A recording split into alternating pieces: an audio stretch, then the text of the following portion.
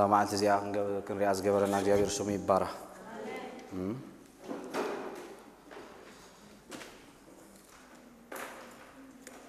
نمعلت بخلته بحيل وزرع سبيلا أملاح تزير ديو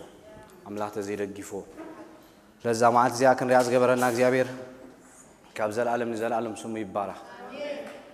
أملاح مسكن بقدامي حساباتنا بتابيت مقدس كتسرح كل أرينا نيرنا نجس كيروس تي دانيال زرع رأي تي كالاي بارت انتاي لانيرنا برشاي لانيرنا نبكرونو ترك نعمت جزي سوسان شوعات نعمت جزي انتاي كم زخانه كاب سلطان كم استعلي ناي مودعتا ناي نبكرونو تر عليت زنغا سمين بيل شاطاري لانيرنا بدانيال مراف حموش يدمصيا انتاي لاتو ميني تكل افراسين يلاتو تمزين كاقدم እግዚአብሔር قليل كاتريب كا እግዚአብሔር ንመንግስት ካን መን ይቦይ ንጋሊ ይቦይ በታለይት ቲ አቀም ዝተቀተለ ተዛራሪብና ነርና ስለዚህ بدحሩ መን መጪ ቂሮስ በ550 ዩኒታ መንግስት መስሪቷ ድህረ 11 ዓመት መጪ እንታይ ከም ዝገበረ ንባቢሎን ከም ሰዓሮ ስለዚህ መስመጸ እግዚአብሔር አብ ቂሮስ ሐሳብ አቀሚጡ እግዚአብሔር ድሌቱ ይዝገብር ንሓደ ሓጥን አምላኽ ዘይፈልጥ ሰብ እግዚአብሔር ተገሊጹ ንዕላሙ ክጥቀመሉ ይኽእል ምኽሩ ጠጣው ዘብሎ የለን ተደሊ ተወሪዱ ጠጣው ዘብሎ ሰብ የለን ኣብ ዘጻት ምዕራፍ ክልተ ኸይና ንሪኦ ኸለና እግዚአብሔር አምላኽ ናይ እስራኤላውያን አውያት ከም ዝራእየ ይነግረና ፈርዖን ጫካን ንጉስ ይነሩ እግዚአብሔር ግን ህዝቡን ታገብር ወሪዱ ከናግፍ ወሪዱ 430 ዓመት ከጽበየም ኮሎ ትሱ ዝበሎ ነገር ንኽፍጻም ይጽበ ነይሩ ጊዜም ሳኸለ ግን መጪ ንፈርዖን ታይ ከም ዝገበሮ ይነግረና ከም ዘስጎዶ ስለዚህ ንቂሮስ ታይ ከም ዝገበሮ እግዚአብሔር ከም ዝተጠቀመሉ ቤተ መቅደስ እንታ ክትገብር ይኻስኻ ክትሰርሕ ኢኻ ኢሳያስ 44 ከይና ንሪኦ ኸለና ኢሳያስ 45 ከይና ንሪኦ ኸለና ብዛዕባቱ ንጉስ ኢሳያስ ተነቢ ነይሩ ድሕሪ 150 ዓመት ይትትንቢዝ ዝፍጸም ዘሎ ስለዚህ እንታይ ገይሩ ኣብ ልቡ እንታይ አቀሚጡሉ ሐሳብ አቀሚጡሉ 9 ዓመት ይገዝዩ ቂሮስ ወዲ 32 ዓመት ናብ ንግስነት መጪ ከባቢ 9 ዓመት ታይ ከም ዝገበረ ከም ዝገዛ ስለዚህ እንታይ ዝብል ሐሳብ ተዛሪቡ ሪንያ ነርና በሃጌ ኩላትኩም እስራኤላውያን እንታይ ግበሩ ናብ ዓድኩም ተመለሱ እግዚአብሔር ቤተ መቅደስ ክትስራሕ ኣብ ልቢ አቀሚጡሉ ኢሉ ንቤል ሸሽፋጻርን ዞርባቤል እንታይ ከም ዝበሎም ተበገሱ ኢሉ ሚትረዳት ዝበሃል ሰብነት ናይ ባቢሎን ዝወሰዶ ንብረት ቆጢሩ እንታይ ከም ዝገበሮም ከም ዘረከቦም ከባቢ 1000 ኪሎሜትር 1400 ኪሎሜትር ዞርባቤል ሒዞም መጺ ምስ መጸ ነታ ቤተ መቅደስ ተኽገብራ ጀሚሩ ዞርባቤል ክስርታ ጀሚሩ ከዓይ ጀሚሩ ካብ ዝገርመኩም ነገር ምስ መጹ በ538 ነው መጺው ቂሮስ ነታ ንግስነት ምስ ሓዛ ድሕሪ ዓመት እንታይ ኢልዎም ቤተ መቅደስ ሰርሑ ኢሉ ሰዲዶም ክሰርሑ ምጀመሩ ኣብታ ከተማ ሰማርያ ትበሃል ነራ ተዛራሪብና ነርና ንጉስ ሶርያ አሶር እንታይ ከም ዝገበሮም ነተም ህዝቢ አምጪው አው ከም ዘቀመጦም ምስ መን ከም ዝተዳቀሉ ምስ አይሁዳውያን ስለዚህ ኢየሱስ ክርስቶስ በሰማርያ ከሐልፍ ኣብ ዮሐንስ ነጊርና ነር በግድ ኮይኑ ወዝበለና ቶም ህዝብ እንታይ ዝተሓዋወስ እዮም ነሮም ፈሪሳውያን ሰደቃውያን ንመን አይቀርቦም ነሮም ንሰማርያ አይቀርቦም ነሮም ስለዚህ ዞርባቤል መሰረት መሰንጸፈ ከዕየ መጀመረ ትዕዮ ቶም ህዝብ መጽኦም እንታይ ኢሎሞም ምሳኹም ክንሰርሒና ኢሎሞም ባዕ ዞርባቤል እንታይ ኢሎሞም አይተሰርሑን እዮም እሱም እንታይ አይኮንኩምን ጾሪያታ ሄዱ ስለዘይኮንኩም ምሳና ከተዓዩ አይንፈቅድና ኢሎም ተዛሪቦም ቶም ህዝብ እንታይ ከም ዝገበሩዎም ይነግረና ንባዕ ዞርባቤል ከም ዘፈራርዎ ቤተ መቅደስ ታይ ትገብሩን እዮም አይተዓዩን እዮም አይተሰርሑን እዮም ሓደ ጊዜ ኮ ሰብ በመንፈስ ተታሒዙ ተመጪካኮ ኃይልኻ ከድክም ይኽእል ቀሊል አይኮን አቀዳይ ነገስ ምዕራፍ 18 19 ኸይና ንሪኦ ኸለና ኤልያስ ዝበሃል ጅግና ሰብ ንፈልጦ ኢና ከባቢ 450 ዝኾኑ ነቢያት ሓሪዱ ሓንቲ ሰበይቲ ያህዲማቱ ትብድሕሪ ዘሎ ኃይል እንታይ ገይሮ አታክ ገይሮ ስለዚህ እንታይ ከም ዝገበረ ይነግረና ከም ዝሃደመ ባዕ ዞርባቤል ፈሪሆም ርዒዶም ነቶም ህዝብ ሰሚዖም እቲ ቤተ መቅደስ ተሰሪቱ ጠጠው አቢሎሞ እግዚአብሔር ን18 ዓመት ተጸቢዮም ሓደ ጊዜ እግዚአብሔር እንታይ ዓይነት ስጉምት ንወስድ ጽበየናይ ገለ ነገር ክንሰርሕ ነጊርና ጠጠው ተቢልና ነትዕዮ ተመሊስና ባዕልና ክንፋጥኖ ይጽበየናይ 18 ዓመት ግን ሱቅ ኢሎም بدحرو نمن كم زلا آخرين يعني رنا زحلف سوم النهاجي هاجي متي هاجي مس أنتايلهم كم يجركم كأبايتكم من داس لهمكم نجزي أبير نجار قديفكمو جزاهم يشلمو أبايتهم يهانسو مدك أسيام عريض نجزاهم زي قبروا نجار يلا تجزي أبير زرك ولا بوتا مقدس جن شلالي لهمو نخبا بعصر شو منتعمد سقيلهم سلاز تجزي أبير إذا سلاز قبركم أنا نجيبهم أداد غير يلو خيلهم يقدون أي مغنيم كم غيروا أبير تأتو تزرع كم تيجي تأتو وزق بقى أتو تاكن تأتو كله تأتو مالتي بيت مقدس مالت نجزي أبير انتاي من النت مرة خبي مسوزبوي بيت مقدس يلهم كل نجار يلهم مالتي سلاز هاجي كزارب كله تهزبي نا እግዚአብሔር መንፈስ መጪ ንኹሉ እንታገብሮ ጀሚር ከተንሶ ጀሚር ተህዝቢ ሓደ ዓይነት ሓሳብ ክሓስብ ጀሚር ና እግዚአብሔር መንፈስ ተመጪኮ በቀዳይ ነጊረኩም ነይሩ ሓደ ሓሳብ ይዘሕስበካ ናትካ ነገር ገዲፍካ ና እግዚአብሔር ነገር ክትዓይኻ ትጎይ እጅኮ ብዙሕ ግዜ ኣብ ማሕበርኮ ብዙሕ ነው ዝመጽኮ ገሌኻ ብስጋ ዝተገዛእኻ ኢኻ ገሌኻ ብመንፈስ ዝተገዛእኻ ኢኻ ግብር ስጋ ንፈልጠይና ሕሜት ሻራቅ ነባስ ኩሉ እዚ ኣምላኻዊ ነገር ይዘግብር بمنفس زمالالس سب نايزيابير نجار كفر سايكن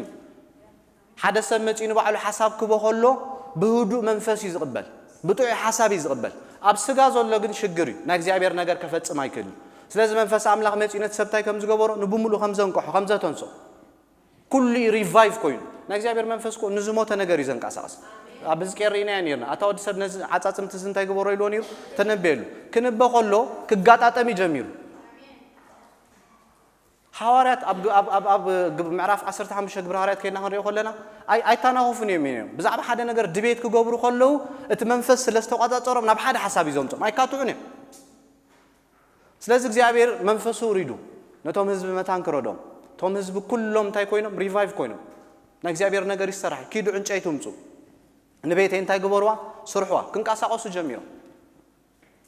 سلاز بحموش ميتين عسران نتابيته مقدس تاي جبروا جميرهم كسروا جميل 4 عامات وسيد لهم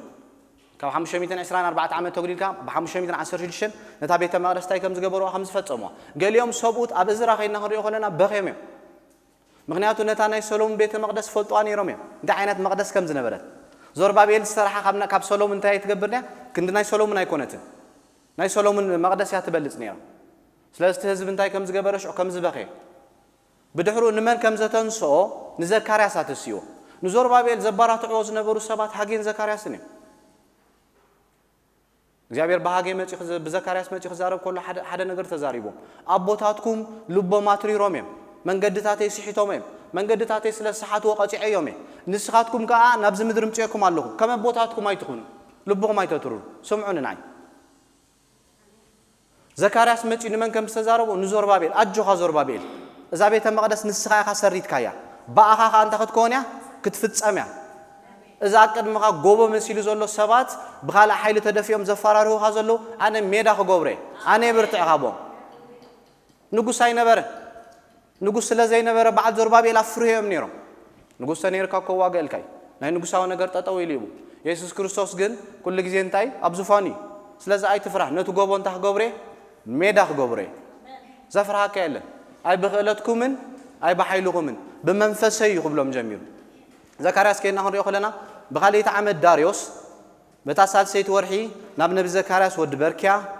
ود إيدو كم زبل قال إخزابير متو إخزابير قبل على أبوتاتكم أزي كوري مبارسي نسخة إخزابير قوي تاسرايت كم زي بلالو نباي تملوس يبل إخزابير قوي تاسرايت أنا بخاتكم كملة سيبل إخزابير قوي تاسرايت إلكان قرم كم أبوتاتكم ما يتخونو نعتاتهم توم قداموت نبيات إخزابير قوي تاسرايت كاب إكي من قدهم كاب إكي قبرهم تملوس يبلو مالو يبلو الله يلوم نجاروم نساتهم جنا عيسومعن نباي جنا تصنع يبولون يبل إخزابير نجيركم نيرة إرمياس 40 عامة لمينومي تملسوا باي ذا إخزابير فتاوي كونن أبي وطنا كله نخسر خسارة بعدنا زوجنا سجمتي إخزابير كن الساقي دليلنا لميننا ميعيدنا تزاريبنا خنا أبو قلنا جن بدحرو كلا حيلي زرخبنا نايك سارة زماننا النبر بإرمياس جيرو كباب 40 عامة لمينومي مس أبي يو ندك سبات كواردهم في التاوي كونني أيدلني دليت يقول لب إخزابير صوب غيرنا نراي لب بونا نفلت كم بحر يقولوا سقيناتنا يدلين زلنا وي دحرا بايتنا زرو وين إحنا زرعنا نوعينا نسات زلنا لازم إخزابير انتاي لواه محاري كم قالوا مستدافو وين من تاي سديدهم نبابيلون بدحروه ملصوم كله نري كم بوتاتكم أيتون مليسوكم نبزام درأتيكم أبزام درزي أكتنا بروخلو روخس نجار انتاي جبور إليوه أبوتاتكم تري رومي نعي سمعني سلاز زكرياس تناتو ملختك عند السين يرو تحمل قتر هاي تبنيها مس أملاخ قتر اللي تقطعوا زبالة زقامة فطور يلن هاي تكلنيها أبي يوم كزارب كله هم يلو لاب سالا سانشا عتم زعبانا إخزابير مدينة كزارب كله زي فرازي يقولوا عري برتعي أقدمو سخاخات مكخ سخاخات دكم إخزابير قم سوبر قط لبيز دل أي كلام لك نقرنا خلو تحوتات يمنا إخزابير حساب تقبلهم سوبرات لبيهم من إخزابير حساب حزومه ኣብ መጽሓፍ ቅዱስ ብዙሓት ሰባት ብሰንኪ ትርልቦም ንርእሶም ኣምላኽ ገይሮም ጠጠው ዘበሉ ሰባት ኩሎም ክንቀሉ ኢኻ ትሪኦም ናይ ሮማውያን ነገስታት ብምሎም ናይ ባቢሎናውያን ነገስታት ብምሎም ስለዚ እግዚአብሔር እንታይ ዝደሊ ስቡር ቁጥቁጥ ልቢ ዝደሊ ንዑ ሰምዕ ልቢ ዝደሊ ስለዚ የጠንቀቆም ኣሎ ከመ ቦታትኩም እንድሕር ተተሪርኩም ካልእ ስጉም ትመጸኩም ስለዚ ተመለሱ ስለዚ ብዘካርያስ ገይሩ እንታይ ኢሉ ንኢየሩሳሌም ንኸባቢ 7 ዓመት ኣዋሪደየ ናብ ውርደት ወሲደየ ሕጂ ግን ብምሕረት ክግለጽ ኢሉ ብምሕረት ይኮ ዝግለጽ ሓደ ግዜ በቃ ከይድካ ድሌትካ ገይርካስ ይጽበየካ ኩሉ ግዜ ይኻ ዝጽበየካ ባዕልኻ መንገዲ ቦርደር ጥሒስካ ተዘይከይድካ ተተመሊስካ የመጸካይ ይምለሰካ ኢልካ ድሌትካ ይትገብርኒ ኢኻ ናይ ሓጢአት ኮንሲኩዌንስ ኣሎ ሳዕቤን ኣሎ ይምለስ ኢልካ ድሌትካ ተገይርካ እቲ ትገብሮ ሓጢአትካ ናብ ምንታይ ወስተካ ናብ ካልእ ወስተካ ሳዕቤን ኣሎ ዝዘራእካዮ እንታይ ካልእ ነገር ከም ጸልካይ እግዚአብሔር ግን ኩሉ ግዜ ምሕረቱ እንታይ ንዘለዓለም ይዝነብር ክትመጽእ ከለኻ እንታይ ገብረካ ይምለሰካ ስለዚ እንታይ ከም ዝገበረ ድሕሪ 7 ዓመት ከም ዝተመለሰ ኣቦታትኩም ንኪዳን እንታይ ገይሮም እዮም ኣፍሪሶም እዮም ዘካርያስ ሓደ ነገር ይሪ ወረቐት መጺ ካብ ሰማይ ሕግታት ሪ ሕግታት እንታይ እዩ ንእስራኤላውያን ሂቦም እስራኤላውያን ክፍጽሞ ይካሉ ኣፍሪሶም እዮም እሱ ከኦምን ኮይኑ ይዝነብር ኣብ ሮሜ 3 ከም ይዝብለና ንሳቶም እሙናት ተዘይኮኑ ንሱ እሙን ኮይኑ ይዝነብር ስለዚህ ተአመኑ ንሳቶም ነትናቱ ዘይእሙን አይገብሮኒ ንሱ እሙኒ ኣብ ካላይ ቲሞቴዎስ ጳውሎስ ክዛረብ ከሎ ምዕራፍ 2 ንሱ እሙን ይዝነብር ኮይኑ ይዝነብር እንታ ከሐናያ ንሱ እንታይ ንዘላለም እሙን ኮይኑ ይዝነብር አይቀየርኒ መንነቱ ስለዚህ እግዚአብሔር ነቲ ሕግ ከፍርስዎ ከሎ ንሱ እሙን ኮይኑ ይወድይዎ ካላይ ግዜ ካ እንታይ ገብሮም አሉ በበዓል ዘካርያስ ገይሩ ይምዕዶም አሉ ከስተውዕሉ መንገድታቱ ዘይከዱ እንታይ ከም ዝረኸቦም አቀዲሙ ነጊሮም አሉ ነቦታትኩም ዘዋረድኩም መንገድታት እንታይ ስለዝገበሩ ዝገደፉ ሕጂ አንስኻትኩም ኮም ይትኹን አነ ኮ ዝገርመኒ ክንድዝ ዝኣክል መጽሐፍ ተጻሒፍልና ከምና ዓለም አካይዳ ክንከይድ ኮለና ኮ ይገርመካይ ብዙሕ መለበሚ ይኮ ዘለና ኣብ ቀዳይ ቆሮንቶስ 10 እኮ ከምቶም ኣብ ምድረ በዳ መንዚሮም ንእግዚአብሔር እንታይ ዝገበርዎ ዝፈተንዎ ዝጠፉ ማዕዘምዘሚ ፈቲኖም ናምላኽ ዝተጻረሩ ከምኦም ኣይትኹን ይልናሉ ኣብ ሮሜ 15 ደሰም ሓሳብ ይብናሉ ኦሬዲ ቀድመና ንእግዚአብሔር ተሃላሊኾሞ ካብ ናይ እግዚአብሔር መንገዲ ወጽኦም መከራ ዝረኸቦም ሰባት ኣብ መጽሓፍ ቅዱስ ተቐሚጦም አሉ ንምንታይ ኢና ንደግሞ ንምንታይ ኢና ድሕር ዓለም ንኸይ ኩሉ ከንቱ ይልና ኣሎ ኣብ መክብብ ሓደ ሰብ ኩሉ ዝጣዓመ ሰብ ነጊርና ኣሎ ዘይጣዓመ ኮርነር ህይወት የለን ኣሞዳታ ምስ ኣረገ ግን ሰብ ናይ እግዚአብሔር ሓሳብ ፈጺሙ ኣብ ዝምድር ከይድ ከሎ እዩ ዕረፍቲ ቅሳነ ዘሎ ፈቲኖም እዮም ኩሉ ከሲሮም እዮም ግን ናይ እግዚአብሔር ሓሳብ ሰሪሖም ዝኸዱ በዓል ዳዊት ግን ኣሎ በዓል ጳውሎስ ግን ኣሎ በዓል ዳንኤል ኣሎ በዓል ዮሴፍ ኣሎ ንዖም ኢና እግርናቶም ክንሕዝ ዘለና ከም ሰሎሞን ኮም ዝበልና ኣብ ናይ እርግና ዕድመና ከይንከስር ሃራይ ነጊሮኩም ነይረ ቅድሚ ሕጂ ሰሎሞን መለበሚ ነበሮ ካልኦት ሰባት መጽሐፍ ቅዱስ ናይ እግዚአብሔር ሓሳብ ቀስ እንዳበለ ይግለጽ ስለዝነበረ መለበሚ ነበሮም ንሕና ግን ብዙሕ መጽሐፍ ይዘለና 66 መጽሐፍት ኣለና ካው አንቢብና ተማሂርና ቶም ሰባት ዝገደፍዎ ነገር ዝኸድዎ ነገር ገዲፍና እቶም ንኣምላኽ ዘስመሩ ሰባት ንዑ ክንሕዝ ተጻሒፍና ኣሎ ስለዚ ኣቦታትኩም ከም ገይሮም እዮም ንስኻትኩም ከ እንታይ ትግበሩ ኣይትድገምዎ ትካይዳ እቲ ካይዳ ተደጊምኩሞ ኢደይ ክዘርግሓ ኣብ ዘሆልክ ኸይና ንሪኦ ከለና እግዚአብሔር ምስ እስራኤላውያን ክኸይድ ከሎ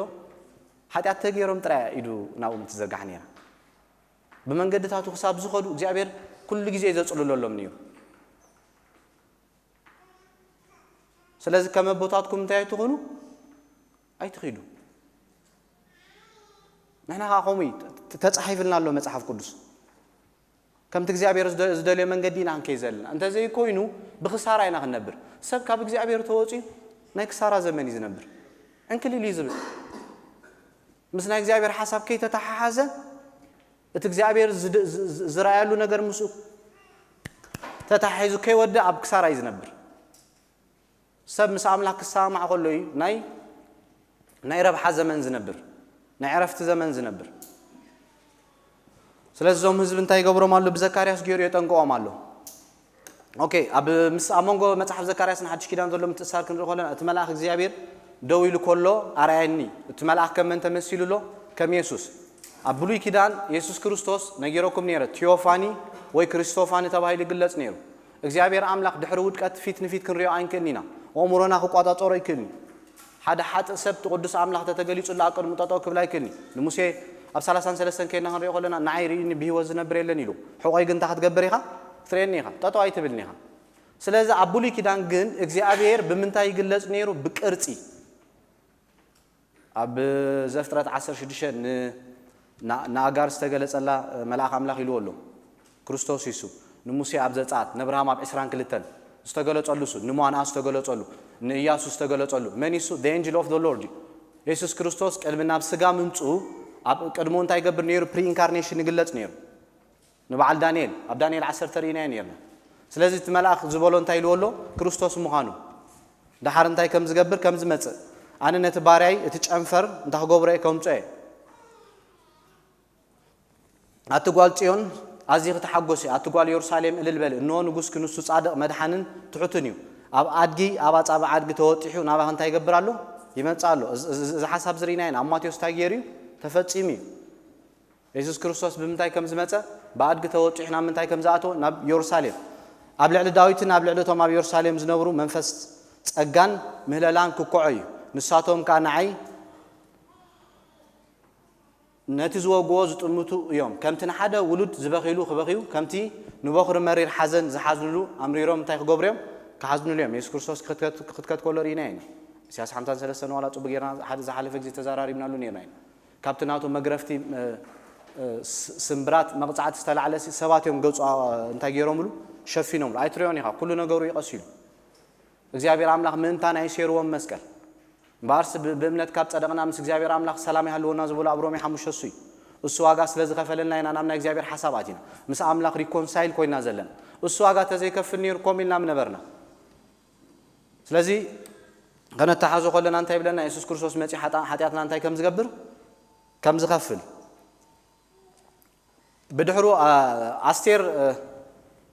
ኣብ ባቢሎንያ ነራ እስራኤላውያን በ539 ንጉስ ፐርሺያ ተመለሱ ክብሎን ኮሎ ዝተረፉ ህዝብ ነሮም ብዙሓት ሰባት ኣብ ባቢሎን ኣይንመለስኒና ኢሎም በቲ ምድራዊ ሓሳብ ኦምሮም ስለስተቃነ እንታይ ኢሎም ኣይንመለስኒና ኢሎም ምዘሩባቤል ዝተመለሱ ሰባት ክንደዮም 50000 ሰባት እዮም ምስተመለሱ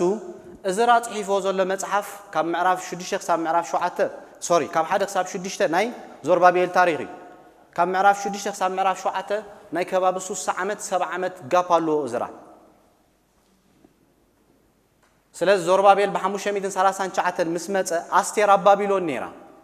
ኣብተን 3 ዓመት አስቴር እንታይ ኮይና ኣብ ባቢሎን ተወሊዳ አው ከም ዝነበረት ይነግረና አስቴር ከይና ክንሪኦ ታሪኽ ክንሪኦ ከለና ኣባና ዲያን እንታይ ኣሙታት እዮም መን ይዕቢዋ ማርዶካይ ይዕቢዋ ስለዚህ ማርዶካይ መስዕበያ በቲ ግዜት ዘርክሲስ ብዝነገሰሉ ግዜ ዘርክሲስ ቀዳማይ ወይካ አሽዌሮስ ንብሎ ማለት እዩ እዚ ሰባይ አስቴር ዝነበረይ በቀዳማይ ነጊሮኩም ነራ ንግሪካን ታገብሮም ዝኸደይ ክዋጎም ዝኸደይ ከባቢ 300,000 ወታደራት ዕጢቁ 300 መራኸብ ሒዙ ይኸይዱ ተሳዒሩ ግን መጽዩ እግዚአብሔር አምላክ ግሪክ ሰዓር መደብ ይኮነን ነሩ ምክንያቱ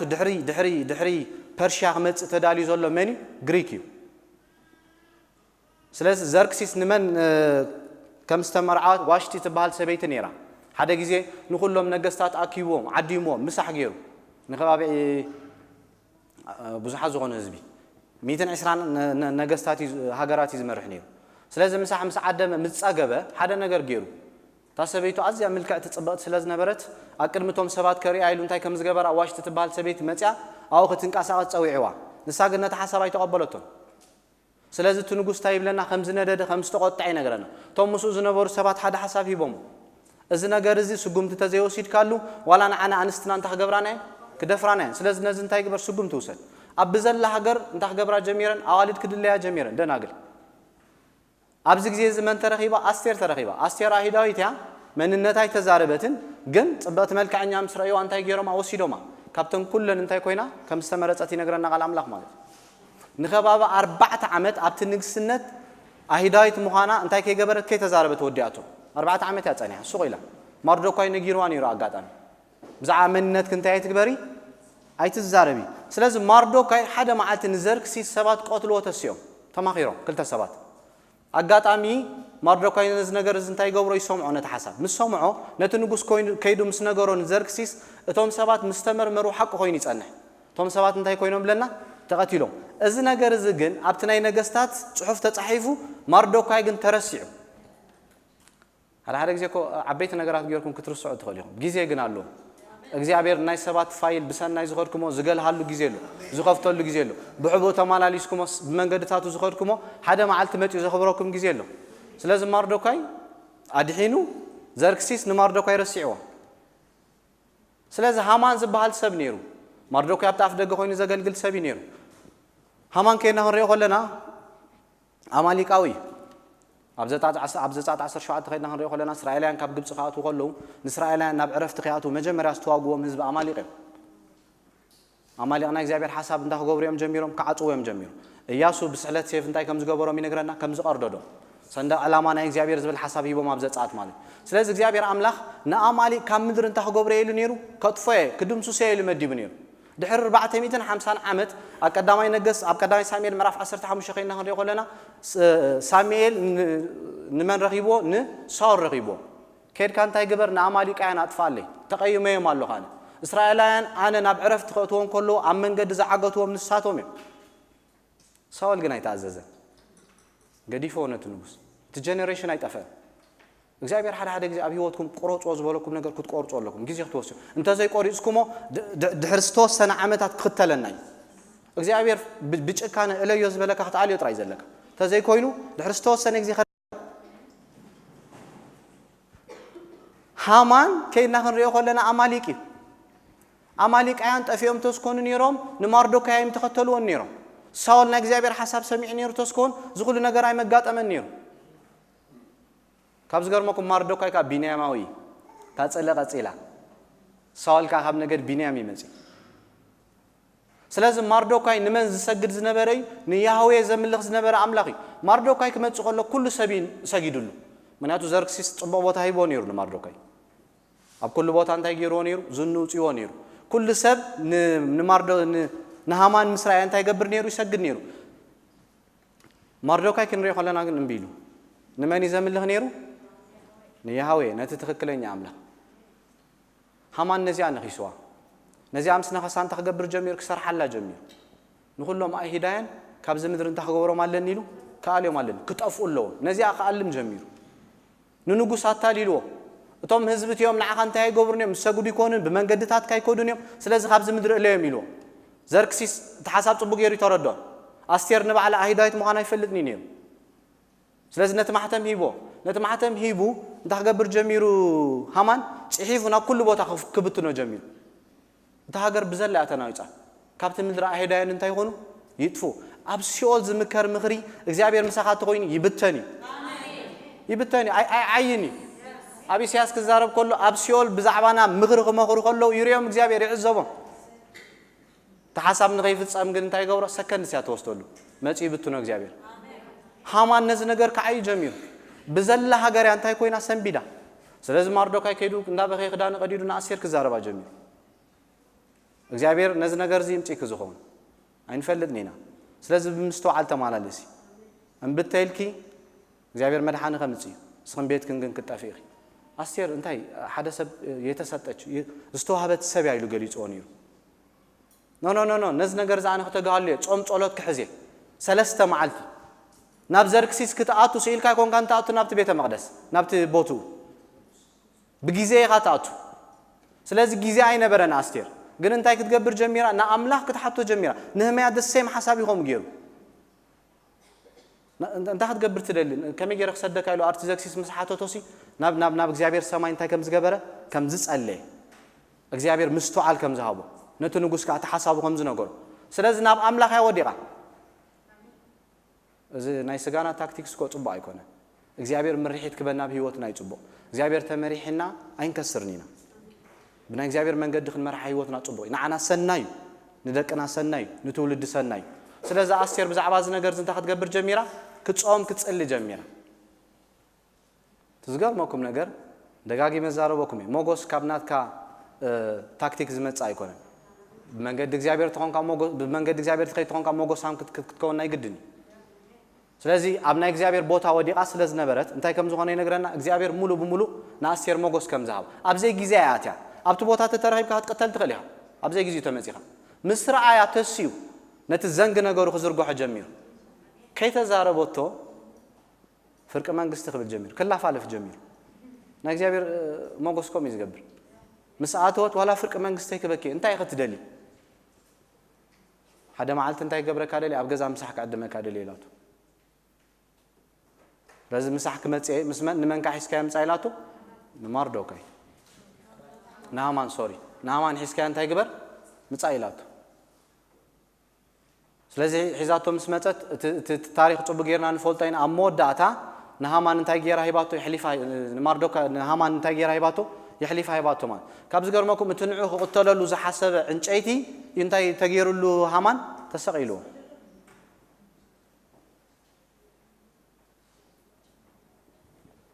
ابغزانا زمكر كفو مخري يري እግዚአብሔር አመደቀሲና ናሐስቦ كفو مخري زي املاحው ነገር እግዚአብሔር ይሪ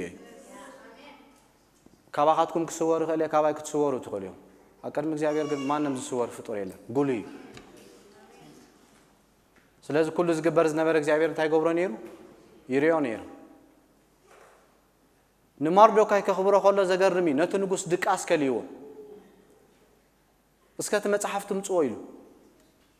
ተተፈተሸሲ ሓደ ሰብ ብዛዕባ እንታይ ከም ዝገበረ ከም ዝተጣበቀ ዘርክሲስ ንኸይመውጣጣው ዝበለ ሰብ ከም ዝነበረ ኣብቲ መጽሐፍ ተመዝጊቡ ጸኒዩ ነሰብ ዝሲ እንታይ ተገይሩሉ ኢሉ ሓቲቱ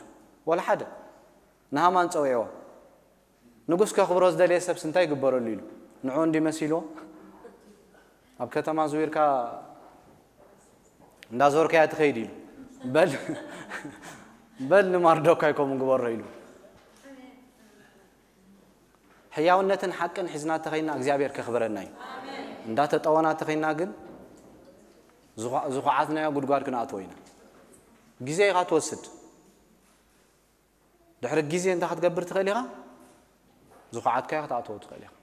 ስለዚህ አቀድም እግዚአብሔር በቀንዕና በንጽህና ክንማላለስ ጽቦይ ካብዝ ገርመኩም አስቴር ምስ ነገሮቶ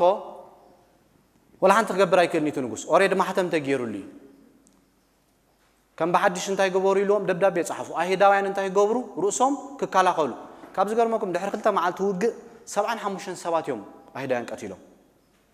ክካላኸሉ ጀሚሮም ኣብቲ ግዜ እቲ ካብ 2 ክሳብ 3 ሚሊዮን ዝበዝሑ ህዝቢ ነይሮም ይባል ብዙሓት እዮም ነይሮም ستورف أبتن كلتا معلت عندي سبات كم زقتلو 75 سبات እግዚአብሔር እንታይ ከም ዝገበሮ ሎም ይነግረና ከም ዝተዋገሉ ስለዚህ መጽሐፍ አስቴር ከይና ሆሪ ይቆለና አምታይ ዝተገበረ ታሪኽ እዩ ኣብ ፐርሺያ ዝተገበረ ታሪኽ እዩ ኦኬ አሞንጎ መጽሐፍ አስቴርን ሐዲስ ኪዳን ዘሎ ምትሳር አስቴር ማለት ኮኸብ ማለት ኢየሱስ ክርስቶስ ካ ትብሩኽ ኮኸብ ጽባሕ እዩ አብራ ዮሐንስ ነጊርናሉ ኢየሱስ ክርስቶስ ኮኸብ ጽባሕ ምዃኑ አስቴር ኣብ ክንዲ ህዝባ ህይወታ ይባ ኢየሱስ ካ ንሰብ ንደቂ ሰባት ከድሕ እንታይ ከም ዝገበረ ህይወቱ ከም ራንሰም ተበጂና ማለት እዩ እንኮፍላ እንከልኒና ገዚና አምጺና ኣብዚ ምድር ክመጽ ኸሎ ንመን ይመጽዩ ንዓና ይመጽዩ ኢየሱስ ክርስቶስ ቦቱ ገዲፉ ዙፋኑ ገዲፉ ነታ አምላኽነቱ ከም ምንዛዕ ከራ ኣብዚ ምድሪ ሰብ ኮይኑ ተማላሊሱ ክኸይድ ከሎ ንርእሱ ይኮነን መጽዩ ንዓና ይመጽዩ ምስ አምላኽ እንታይ ገብረና ከተዓረቀና በዝ በዋጋ ይገዚና ክርስቶስ ማለት እዩ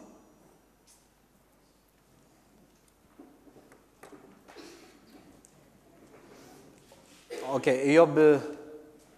አምድር ኡጽ ዝነበረ ሰባይ ነይሩ ከይና ኸሪዮ ኸለና ኢዮብ ኣብዚ ሕጅ ሶርያ ንብሎ ዘለና ግዜ ነይሩ ኢዮብ ዝነበረሉ ግዜ ፔትሪያርክ አቦታት ዝነበረሉ ግዜ ምስ በዓል አብርሃም ነይሩ ይዝባል ተመጽሐፍ በብቀማምጡ በብታሪኹ ኢና ንሪዮ ዘለና ኢዮብ ማለት አምንታይ ነይሩ ኣብ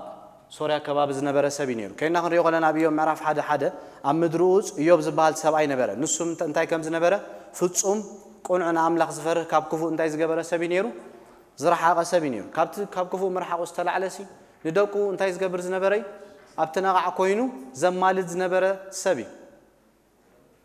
ዛክፖነን ብዛዕባ ናይ ቆልዑ ተዓባቢ ሓደ ግዜ ክዛረብ ከሎ መጽሓፉ እንታይ ኢሉ ገሊጾ ደቅና ቁር ተቆሪሮም ሲ ክዳን ኢና ንድርቦም ኢሉ ካብቲ መንፈሳዊ ዓለም ግን ብምንታይ ኢና ንብጅሆም ኢሉ ብጸሎት እዩ ኢዮብ ስለ ደቁ ኩሉ ግዜ እንታይ ገብር ነይሩ ኣብቲ ነቓዕ ኮይኑ ይጽሊ ነይሩ اتليست حدا غزي ابصومن سلا دقنا خنصللن كومته زي غيرنا اب حداغا خود كخليو بتمدراوي ነገር بتزلنا باجت كنشوفونو نخلينا كانوا مورم نخلينا صقم يبلو نت منفس عالم ግን بناي فاينانساو باجت غيرنا نشوفونو አይንከኒና منفس عالم كنشوفونو نخل سلا دقنا بصلوت طراي ابتنقعططو كنبل كلنا طراي سلا دقنا اتليست بوحو ده حدا معلت كنصوملهم كنصليلهم علنا تزيزرينالهم بصوم صلوت حدا معلت كبيت املاح موصوم ايترفن كنمورم علنا نتا منقد خنا تحزوم علنا بعلنا كالتيفيت تزيغيرنا متزي كوتكيتنا ما ما يقبرلنا محبر ابصومن حنسا 2 ساعات يترخبوا بتكرسيان ندوقهم كتلوطوا ما يتكلنا شدشه معلت يوم مسانا زغني شدشه معلت يوم مسانا صنحو ابز مصيم كندي ساعات يوم زمهارو 2 ساعات يوم زمهارو ስለዚህ ከምና ኢዮብ ባህር ህልውና ሶቦት ነው ሆና ዴታት ነው አብተነጋ ኮይና ስለ ደቀና አንተ ክንገብራለና ክንጸልለና ስለዚህ ስለቶም ዘይመጹ ነው ባል ናው አምላክ ከነረክቦም አለና አቤት ምርቲ ተፈልጦ ዲሆም ሰይጣን ዘገልግሉ ቆልኦም ዘሎ ዝተወፈዩ ምስ ደቀና ተቃላቂሎም ተሓዊሶም ዝማሩ كفو مغرن دقنا كفو حساب كوتولهم زدليو تلايخهم كاب طلق زمصو كابزيوم كن بجوم نخل اب غزانا خوينا بنصليو صلوت طراي اب تنقع خوينا سلوم كنمادد كلنا طراي انت زي كوينو منفس عالم تاي كونيوم استقلعوا قلعوا خونيوم بزحاتكو كبيت املاح قلعوا صلو بزحات ابزنا يوناتان كيدكاو تريو الله اتزبز حاتيات زغبركو بتوم دقامنت يرينا لنا خنا غف خلو بزحات مال نايمن دخامي تيلنا ناي سدرا بيتي اتزحزن ነገር አብት ምድራው ነገር ጽብ ገርና ይናኮ ነው ሞሮ አብዚ ሳንዴይ ስኩል ኮ ብዙ ነገር ያሃቱ ጉይ ወረቀቶ ሃይቦም ስርሖ ተባይሎም ኮ ከሰርሖ ከይተሰርሖ ኮ ይዝመጽ ወረቀት كيد كاخذ يقول لها كو كي تفرم كي تسرح يزمت ام مدراو تمرت كنكم ينقبلنا بزي طراز بزي مصحفينا نكونم نقلهم دونغيناينا نمطو كوم خوني يبلو كابز غرمكم ناملاح تركبنا يمي كمان تزبلت صندقنا املاح تتقاطيرنا كمان تزبلت صنعنا كاب ممعد يلكم مس املاح تتحيزنا املاح بعلو قاليم مستوعلت خوني كاب كفو بعلن كرحو خجمريمكم ايوب ناملاح كم املاح غير كاتحس كياكو خاب كفو ነገር ملائكه አይተርፍን በአንጻር መንገድና እግዚአብሔር ክትከይዳ ይትከልኛ ስለዚህ ከም ሰውት ከም ኢዮብ ስለደቁ ዝገብሮ ዝነበር አብተነቃ ጠጠው ክንብላለን ዳሐር መስወጹና አምላክ ብሌም አይንገብሮኒና نحنا تزي تبجيناም بصሎት ማንም ሰባይ ብጀወልናል نحنا አይና ሐላፍነት ተዋይብና ደቀና ካነ አብ ነፍሶ ከፎላዲ ሐላፍነት ተዋይብ كم تجزابير زدليجر كختعبيتو خانك نسخه كل غزي ابتناقع ابتنا اجزابير بوتا خونك ختصللك سلدقها ايوبكم بحري نيرو كيف كوريز صلنيرو دنگت بديلو ما يكون دنگت ناملاك حزينو ما يكون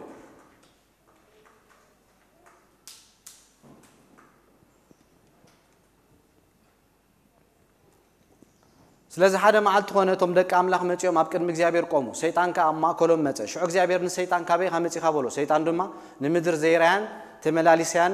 መጻኩ ኢሉን እግዚአብሔር መለሰሉ እግዚአብሔር ካን ሰይጣን ከም ኢዮብ ጌሩን አምላክ ዝፈርህ ካብ ክፉ ዝረሓቀ ፍጹም ቁኑዕ ኣብ ምድሪ የልቦንሞ ንባርያይ ኢዮብሲ አስተቢል ካሉ ዶይሉ ነጊሩ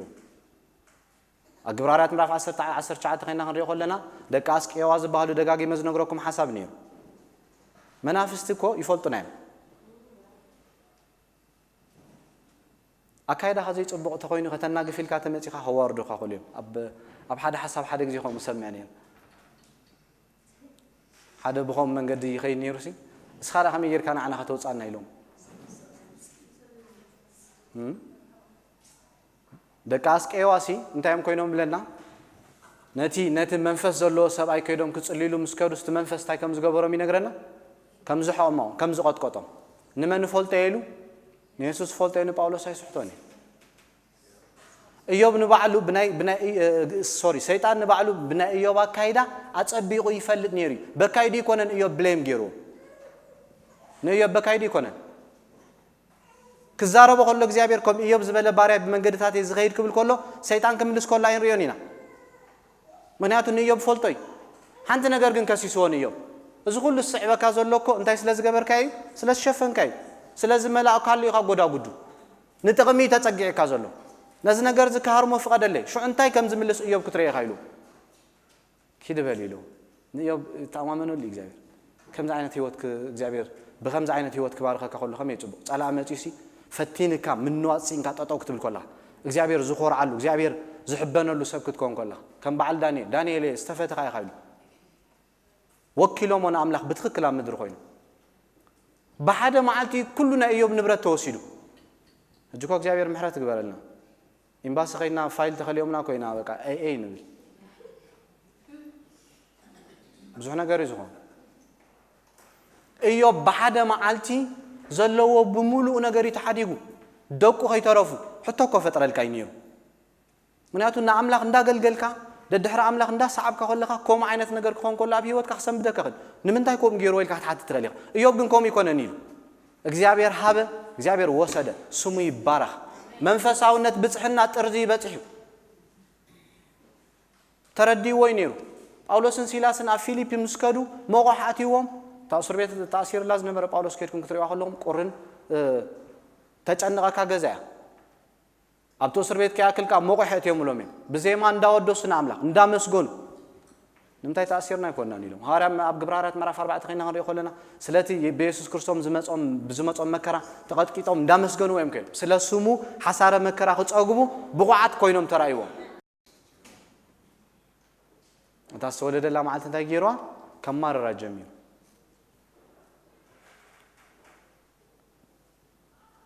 هل هذا እግዚአብሔር ናብ ስብእና ኮስተና ኢሉኮ بعاقبة بقول كلات كوستنا قلي نتصبيون عمله كم تنامباكم زول أما سوي أي كتصبي دون بل كم نجزي قال أين التعال يو بزعب عز خزارة كله ولا يقتلني كم من قدون تاي قبرني أيلني دوك بليو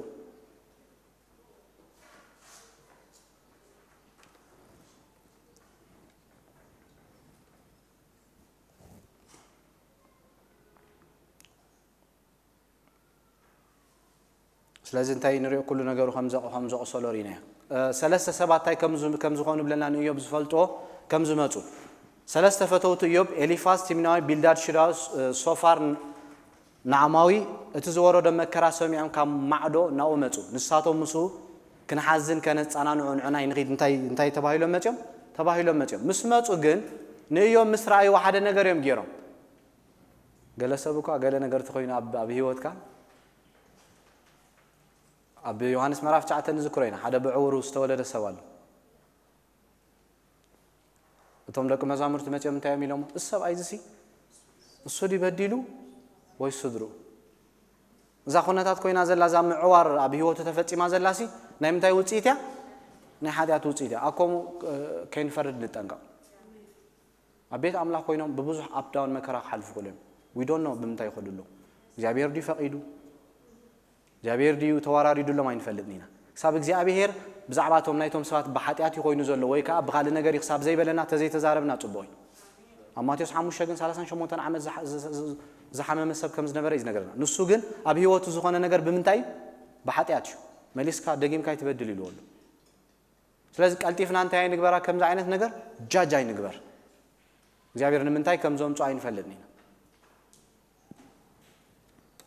أملاهم مسكن ساعتنا سلزا أخله